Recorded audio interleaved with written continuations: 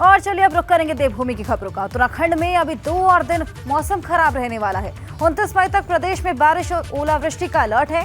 तेज हवाएं चलने की भी मौसम विभाग ने चेतावनी जारी की है। चारधाम यात्रा में खलल डाल रहा है खराब मौसम। 2 दिन मौसम खराब होने से चारधाम यात्रा में दिक्कतें हो सकती हैं और ऐसे में हेमकुंड साहिब की यात्रा में भी मौसम परेशानी बनकर सामने आ गया है। ओलावृष्टि से किसानों को भी नुकसान पहुंच रहा है। तो आपको बता दें कि हेमकुंड साहिब की यात्रा अभी हाल ही में शुरू हुई थी और ऐसे में बर्फबारी के चलते हमने देखा किस तरीके से यात्रा पर रोक लगानी पड़ गई। लोगों को वापस भेजना पड़ गया क्योंकि वहां पर मौसम बेहद खराब हो गया है। ओलावृष्टि से किसानों को भी खासा नुकसान हो रहा है और ऐसे में जोशीमठ में हेमकुंड साहिब की यात्रा रोक दी गई है। भारी बर्फबारी के चलते हेमकुंड साहिब की यात्रा यहां पर रोक दी गई। आपको बता दें हेमकुंड साहिब से 3 किलोमीटर नीचे बर्फ पड़ रही है।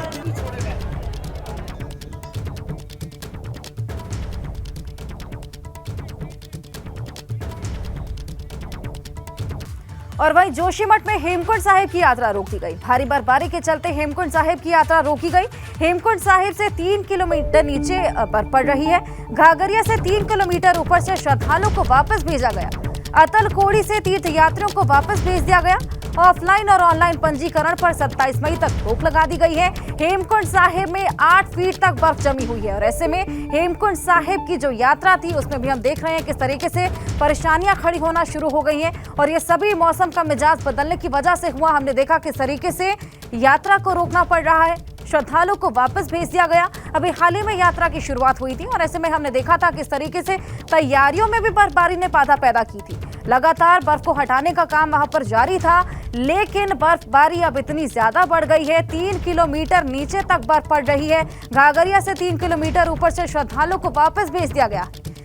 अतलकोड़ी से तीर्थयात्रियों को वापस भेजा गया है। ऑफलाइन और साथ ही साथ ऑनलाइन पंजीकरण पर अब 27 मई तक रोक लगा दी गई है। तो यानी कि 27 मई तक अभी इस पूरी यात्रा पर रोक लगा दी गई है और ये सभी मौसम को देखते हुए किया गया।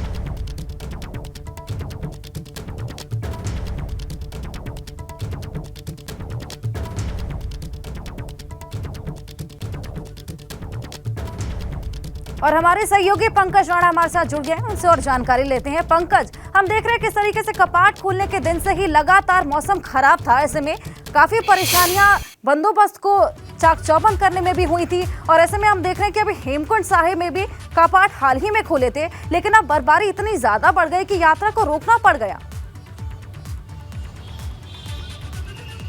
बिल्कुल हर्षा, देखिए 20 मई को हेमकुंड साहिब के कपाट खोले गए थे और उसके 2-3 दिन तक यात्रा जो है बिल्कुल सुगम रूप से चली थी। लेकिन 24 तारीख से जो मौसम का मिजाज है वो पर्वतीय क्षेत्रों में बदला हुआ है और लगातार बारिश की वजह से बर्फबारी लगातार ऊपर के क्षेत्रों में हो रही है, जिससे खासकर हेमकुंड साहिब की यात्रा पर असर पड़ रहा है। कल शाम को जो लगातार बारिश हुई थी उसके बाद हेमकुंड साहिब के तमाम हिस्सों में लगातार बर्फबारी हुई है, उससे वहाँ पर आने वाले यात्रियों को दिक्कतें हुई है। इसलिए यात्रा को फिलहाल रोक दिया गया था कल शाम के लिए और घंघरिया से लगभग 1000 से ज़्यादा श्रद्धालुओं को वापस भेजा गया था गंगोली घाट के लिए। और ऐसे ही जो आगे के जाने वाले यात्री थे, 300 यात्री अभी गंगरिया में रुके हुए हैं, उनको आगे जाने से मना किया गया है। इसके अलावा अगर मौसम विभाग की बात करें तो हर्षा, मौसम विभाग ने आज यानी 27 तारीख से लेकर 29 तारीख तक येलो अलर्ट जारी किया है और पर्वतीय क्षेत्रों में लगातार बारिश का मिजाज बना रहेगा, ये मौसम विभाग ने कहा है। जिला प्रशासन को अलर्ट मोड पर रखने के लिए कहा है क्योंकि बहुत तेज हवाओं के साथ साथ बारिश होने की संभावना बताई गई है। केदारनाथ में भी कल मौसम बदलने की वजह से ठठरन बहुत ज़्यादा बढ़ गई थी, तो यात्रियों को वहां भी दिक्कतों का सामना करना पड़ा है।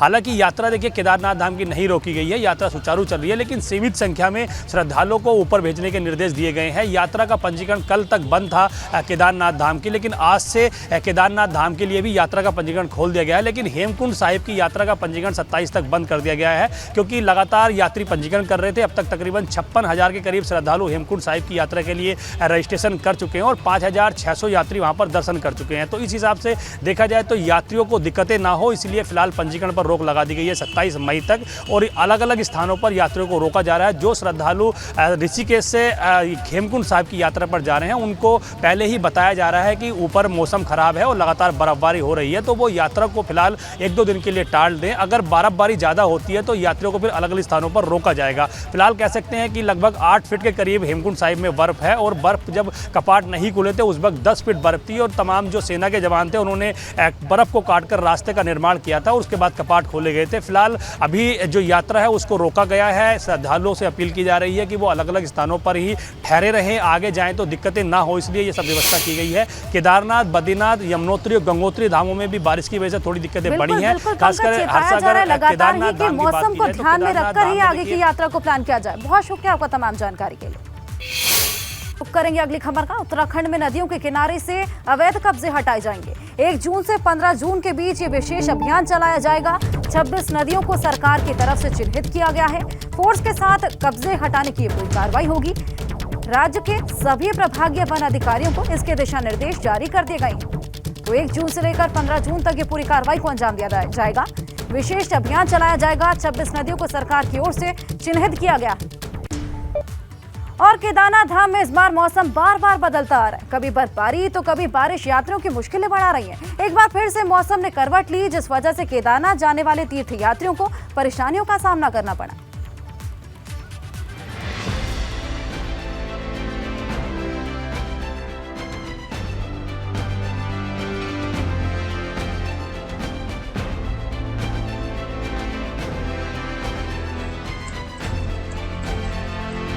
खराब मौसम ने एक बार फिर से केदारनाथ यात्रा में खलल डाल दी है। केदारनाथ धाम में रुक रुक कर बारिश और बर्फबारी जारी है, जिस वजह से तीर्थ यात्रियों की मुश्किलें बढ़ गई हैं। इस समय हम रुद्रप्रयाग जिला मुख्यालय मौजूद हैं। आप देख सकते हैं कि इस समय भी यहाँ पर लगातार जो है बारिश हो रही है, तो ऊंचाई वाले इलाकों में हल्की बर्फबारी हो रही है। केदारनाथ धाम की हम बात करें तो वहाँ पर लंबी लाइन लगाकर जो श्रद्धालु हैं वह बाबा के दर्शनों का इंतजार कर रहे हैं।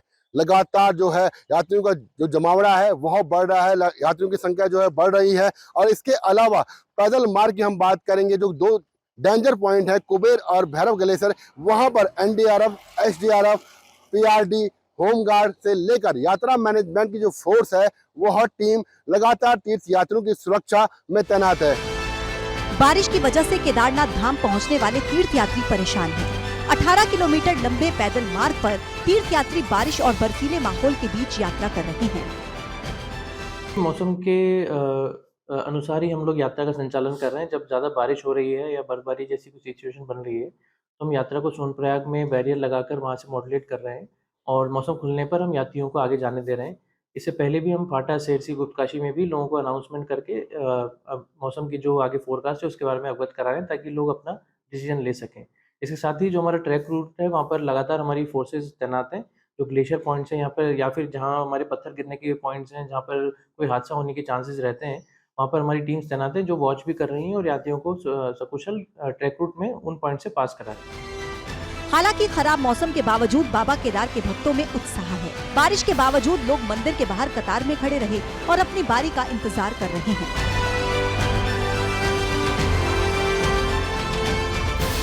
25 मई से केदारनाथ धाम की यात्रा शुरू हुई थी। यात्रा शुरू होने के बाद से अब तक 5 लाख श्रद्धालु बाबा के दरबार में मत्था टेक चुके हैं। एबीपी गंगा के लिए रुद्रप्रयाग से रोहित डिमरी की रिपोर्ट।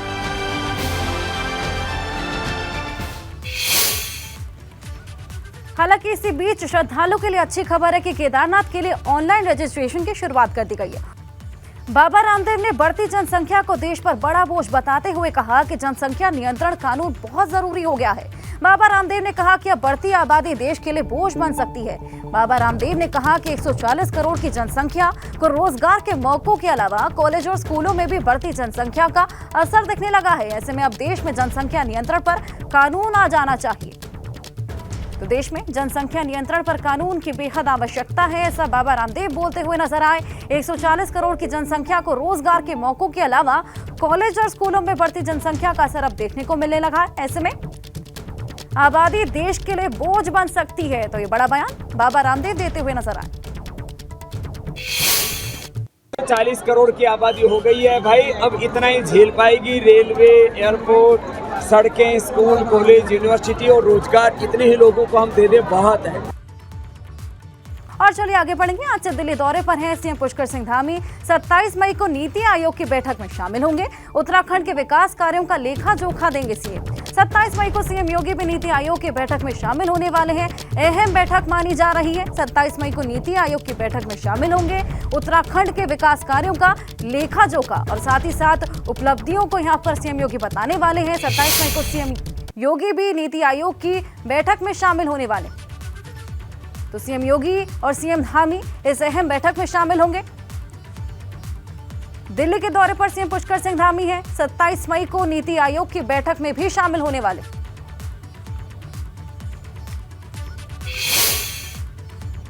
और कैबिनेट मंत्री प्रेमचंद अग्रवाल के बीच सड़क पर मारपीट वाला मामला थमने का नाम नहीं ले रहा। पीड़ित सुरेंद्र नेगी और मंत्री पीआरओ की तहरीर पर क्रॉस मुकदमा तो दर्ज कर लिया गया, लेकिन अभी तक कोई सुनवाई नहीं हुई। कार्रवाई न होने के विरोध में ऋषिकेश के गुमानीवाला में सुरेंद्र नेगी के समर्थकों ने पंचायत की। महापंचायत को कई नेताओं का भी समर्थन मिला। नेताओं का कहना है कि यदि कैबिनेट मंत्री को धामी सरकार बर्खास्त नहीं करती तो भाजपा उत्तराखंड में 5 सीटें हार जाएगी। आज नहीं जागे तो रमोला तो चुनाव हार गया उनके क्योंकि हमारी न्याय व्यवस्था आज इतनी डगमगा रही है कि न्याय मिलने का कहीं रास्ता नहीं दिख रहा है। हमने मुख्यमंत्री धामी जी से मिलने की कोशिश की, अपने राज्यपाल से मिलने की कोशिश की, लेकिन मुझे वहाँ से परमिशन नहीं दी गई है मिलने की। मैंने एप्लीकेशन दी, लेकिन अभी उसकी कोई सुनाई हमें नहीं हुई है। पहले उन्हें पद से बर्खास्त करें और फिर न्याय व्यवस्था को ढंग से। और बड़ी खबर खटीमा से, जहां पर देर रात दर्दनाक हादसा हुआ। शारदा नदी में कार गिर गई, 5 लोगों की इसमें मौत हो गई। पुलिस ने गोताखोरों की मदद से यहां पर शवों को बाहर निकाल लिया है। खटीमा में हादसा हुआ था, देर रात ये हादसा हुआ जहां पर शारदा नदी में एक गाड़ी जा गिरी, जिसके चलते 5 लोगों को अपनी जान गंवानी पड़ गई। हालांकि पुलिस ने ढूंढने की कवायद शुरू कर दी थी, गोताखोरों की मदद ली गई और शवों को अब बाहर निकाल लिया गया। तो आगे की कार्रवाई को शुरू कर दिया गया है। किस वजह से यह हादसा हुआ? उत्तराखंड में यूनिफॉर्म सिविल कोड लागू करने को लेकर तैयारियां जोरों पर हैं, तेजी से चल रही हैं। यूनिफॉर्म सिविल कोड कमेटी का पूरा पैनल दूर में मौजूद रहा। जस्टिस रंजना देसाई वाली 5 सदस्यीय विशेषज्ञ समिति राजधानी देहरादून में रायशुमारी के लिए पहुंची। समिति 30 जून तक ड्राफ्ट तैयार कर मुख्यमंत्री पुष्कर सिंह धामी को सौंपने की तैयारी में जुटी है। तो यूनिफॉर्म सिविल कोड कमेटी का पूरा पैनल दूर में मौजूद रहा। ऐसे में बैठकों का दौर चला। जस्टिस रंजना देसाई 5 सदस्यीय विशेषज्ञ समिति के साथ मौजूद थी, देहरादून में मौजूद थी। रायशुमारी चली, मंथन किया गया। समिति 30 जून तक अपना ड्राफ्ट तैयार करेगी और उसके बाद सीएम धामी को सौंपने की तैयारी में। हम चाहते हैं कि जितनी जल्दी हम आपको ड्राफ्ट दे सके वो हम प्रयास कर रहे हैं, मगर मैं कह नहीं सकती कि कल या परसों और 8 दिन के बाद मिले, क्योंकि अभी जो हमारी डिस्कशन हुए उसको भी तो कंसिडर करना पड़ेगा। हमने पॉलिटिकल पार्टी से डिस्कशन की है, कल पब्लिक मीटिंग हुई है, बहुत सारे सुझाव आए हैं। वो बैठ के हमको फिर से 1-2-3 मीटिंग लेनी पड़ेगी दिल्ली में, तभी तो उसमें कोई सुझाव हम कंसिडर करेंगे। इसलिए कह नहीं सकते कि आज या कल या परसों आपको मिल जाए। यूसीसी को बहुत सारे लोगों ने तो उन्होंने सपोर्ट दिया है हमको, बहुत सारे। कई लोगों के कोई एप्रीहेंशंस है और हम वो नोट कर लिए हैं, हम कंसिडर कर लें। बट ज़्यादा मैं बोलूँ तो लेडीज़ का बहुत सपोर्ट है, क्योंकि उनको लग रहा है कि हमको समान हक मिलेंगे और हम कोशिश भी कर रहे हैं कि हम कुछ करें उनके लिए और बच्चों के लिए। ये बड़ा उत्साह लगा सब लोगों को। तो आपने रंजना देसाई जी को सुना। ड्राफ्ट तैयार कर मुख्यमंत्री पुष्कर सिंह धामी को सौंपने की तैयारी है। 30 जून तक ये ड्राफ्ट सौंप दिया जाएगा। रायशुमारी का दौर चला था, लगातार मंथन किया गया। 5 सदस्यों की एक टीम थी, विशेषज्ञ समिति थी जो कि देहरादून में मौजूद थी। हरिद्वार में वीएचपी की केंद्र मार्गदर्शक मंडल की बैठक आज विश्व हिंदू परिषद की बैठक का दूसरा दिन है।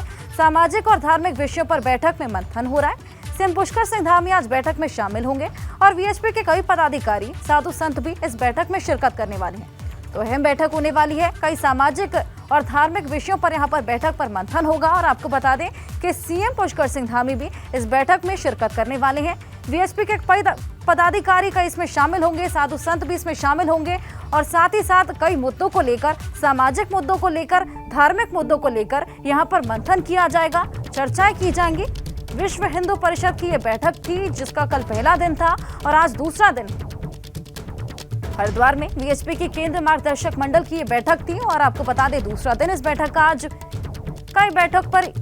इस बैठक में कई विषयों पर यहाँ पर मंथन हो रहा है और आपको बता दें कि सीएम पुष्कर सिंह धामी इस बैठक में शामिल होंगे। कई पदाधिकारी वीएचपी के साधु संत भी इस बैठक में शामिल होने वाले। हिंदुओं के मंदिर हैं, उसमें आने वाला धन समर्पण, इसका खर्चा यह हिंदू कामों के लिए ही होना चाहिए, धर्म प्रचार के लिए होना चाहिए। और केवल हिंदुओं के मंदिर जब अधिग्रहित हो रहे हैं, अधिग्रहित हुए हैं, तो यह तो एक पक्षपातपूर्ण विषय है, क्योंकि चर्च या मस्जिद कहाँ पर भी अधिग्रहित नहीं हुई है। तो इसलिए सभी मंदिर यह सरकारी नियंत्रण से मुक्त होने चाहिए। वक्फ बोर्ड के माध्यम से जो ज़मीनों के ऊपर पूर्ण देश भर में कब्जा हो रहा है, और वक्फ बोर्ड के भी नियम यह बहुत ही एक तरीके से यानी हिंदुओं के लिए बहुत ही नुकसानदायक ऐसे बने गए हैं।